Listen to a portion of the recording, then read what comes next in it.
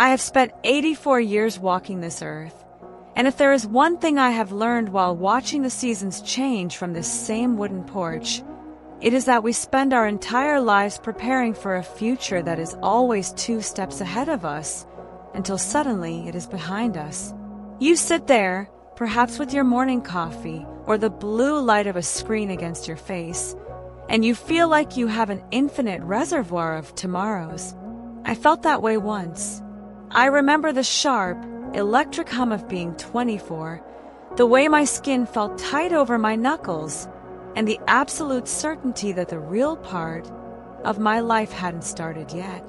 I was always waiting to graduate, waiting to fall in love, waiting for the promotion, waiting for the children to sleep through the night, waiting for the mortgage to be paid. I was a professional at waiting. But here is the lesson that took me 8 decades to truly swallow.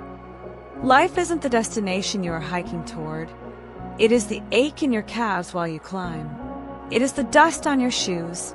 It is the 1 minute you are living right now. If you cannot find peace in this single, solitary minute, you will never find it in the decades you hope are coming. I look at my hands now, these spotted, thin-skinned maps of everywhere I've been, and I realize I spent 40 years trying to make them look perfect for someone else's eyes, only to find that now, when they are imperfect, they are finally doing the work of holding what matters. We are addicted to the idea of eventually.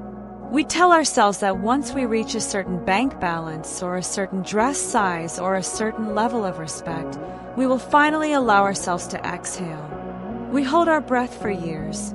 I held mine for so long I forgot how to breathe deeply until my lungs were already tired.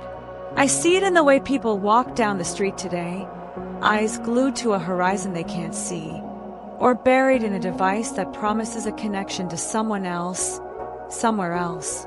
No one is here, and here is the only place that actually exists. I remember my father's workshop. It smelled of cedar and old motor oil. He was a man of few words, a man who worked until his spine was curved like a question mark. I watched him sacrifice every ounce of his joy for the sake of a someday retirement. He wanted to buy a boat. He wanted to sit on the water and do nothing but watch the ripples. He worked 60-hour weeks for 40 years to earn that boat. And do you know what happened? 2 months after he finally bought it, his heart simply gave up. He died with the keys in his pocket and the plastic still on the seats. He had deferred his life so effectively that when it was time to live it, he didn't know how to do anything but stop. That was the first time I saw the lie. But did I learn? No. I fell right into the same trap. I thought, I'll be different. I'll work hard now so I can enjoy it later. I missed the way the light hit the kitchen floor in the afternoons, because I was too busy scrubbing the counters for a dinner party that hadn't happened yet. I missed the specific, fleeting scent of my children's hair when they were small, because I was too worried about their grades or their future careers. I was building a monument to a future that was, in the end, just a graveyard of missed moments. People ask me now, Hattie, what's the secret?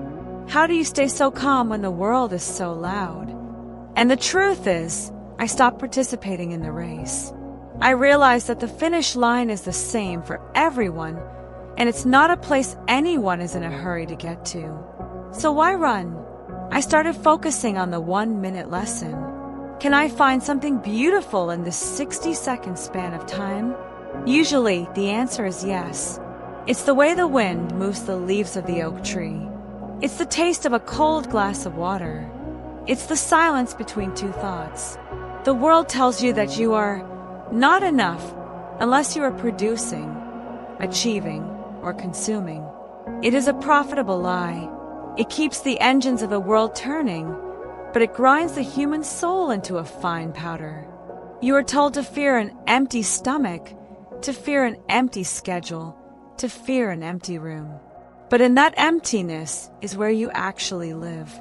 When I sit here and let my stomach go hollow, as I was taught on the farm, I don't feel starving. I feel awake. I feel my body doing the quiet, sacred work of healing itself because I finally stopped giving it more work to do. We treat our bodies like machines that need constant fuel, constant maintenance, constant upgrades. But we are more like trees. We need seasons of growth and seasons of dormancy. We need the cold to appreciate the heat. If you are always on, you are burning out your internal circuitry. I see 50-year-olds today who look more exhausted than I do at 84. Their eyes are frantic. They are terrified of missing out, but they are missing the only thing that can't be recovered, the present. I want you to stop for a second. Truly stop. Don't look at the clock. Don't think about what you have to do in an hour. Feel the weight of your body in the chair. Feel the air entering your nostrils. This right here is your life. It isn't the vacation you're planning for July. It isn't the wedding you're saving for. It is this mundane, quiet, perhaps even boring minute. If you can't love this minute, you are effectively dead, just walking around waiting for the paperwork to catch up. I spent so many years being a vice president, a title carved into a piece of wood that now sits in a drawer covered in cobwebs. I thought that title meant I was important. I thought it meant my time was more valuable than a janitor's. What a foolish, arrogant thought. Time is the only currency that has the same value for every person, and we all have a finite amount in our pockets. Whether you are a king or a beggar, you only get 60 seconds in a minute. And once you spend that minute, it's gone. You can't earn it back. You can't work overtime to get a refund on your youth. I look at old photographs of myself, the one of me as a young girl with a striped shirt and the messy hair, and I want to reach through the paper and shake her. I want to tell her, stop worrying about whether the boys like you. Stop worrying about the hole in your sock. Look at the sun. Feel the grass. But she couldn't hear me then, just as most people can't hear me now. We are all tuned into the frequency of more. More money, more followers, more food, more distractions. True hunger is a quiet thing. It isn't a panic. When you let the noise die down, you realize that you don't actually need most of the things you're chasing. You need connection. You need purpose. You need to be seen, not just looked at. And you need to see yourself. When was the last time you looked in a mirror and didn't look for a wrinkle or a blemish, but looked at the person inside? The one who has survived every heartbreak, every failure, and every lonely night? I've had to learn to be my own companion. In this house, the silence can be heavy if you fight it, but it's light if you lean into it. I think about the people I've lost. My husband, who has been gone for 20 years. My friends, who have dropped away like leaves in late November. At first, their absence was a screaming void. Now it's just a soft shadow. They aren't gone in the way we think. They are part of the landscape of my mind. But their absence taught me the most brutal lesson of all. We are only ever holding on to things with a loose grip. The harder you squeeze, the more it hurts when it's pulled away. If you are young or even middle-aged, you think you have time to fix your life later. You think you'll start being happy when the circumstances are right. But happiness isn't a circumstance. It's a discipline. It's the choice to find the 1-minute lesson in the middle of a traffic jam or a rainy Tuesday. It's the refusal to let your life be a waiting room. Stop eating the poison they sell you on the television, both the food and the ideas. They want you hungry, so you'll buy. They want you insecure, so you'll strive. They want you tired, so you won't resist.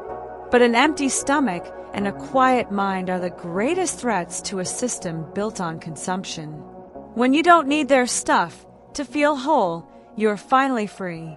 I'm 84 years old, and I don't have much left in the way of physical strength. My joints ache when the rain is coming, and my memory sometimes flutters away like a moth. But I am more alive today than I was at 30. Because at 30, I was a ghost haunting my own future. Today, I am a woman sitting on a porch, and I am fully, vibrantly here. Don't wait until you're 80 to understand this. Don't wait until your body is failing to realize it was a gift. Don't wait until the people you love are memories to tell them they are your world. Take this minute, this one right now, and treat it like the rarest diamond you've ever held. Because it is. It's the only one you've got. The sun is starting to dip now, and the shadows are stretching across the lawn. The kitchen is closed. My stomach is quiet. My heart is full. I don't need anything else. I've reached the end of my waiting, and what I found on the other side wasn't a grand prize or a golden throne. It was just peace, a simple, quiet, 1-minute peace that has lasted me a lifetime.